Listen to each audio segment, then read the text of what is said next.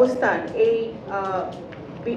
শান্তি peace keeping এর ব্যাপারে সেটা আমি তুলে ধরতে চেষ্টা করেছি।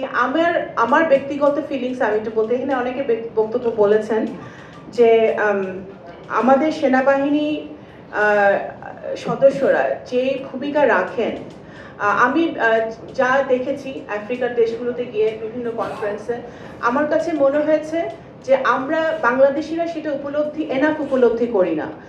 যেই তারা উপার্জন করে আনেন সেটা জীবনের চেয়ে বড় না।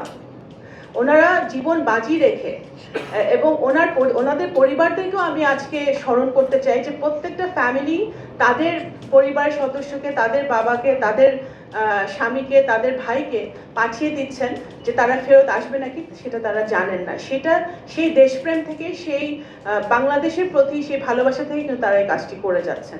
তো সুতরাং আমি ব্যক্তিগতভাবে ওনাদেরকেও স্যালিউট জানাই, বাংলাদেশের সরকারের পক্ষ থেকে স্যালুট জানাই, এবং আমি বিশেষভাবে বলতে চাই যে পররাষ্ট্র মন্ত্রণালয় সবসময় এটা নিয়ে সচেষ্ট আছে এবং আমরা আপনাদের সাথে কাজ করব ভবিষ্যতে, এবং আপনারা যে কোনো প্রয়োজনে যদি আমাদের কাছে আসেন আমরা সেটা অবশ্যই আস্থায় নিব এবং আপনাদের সহযোগিতা করব।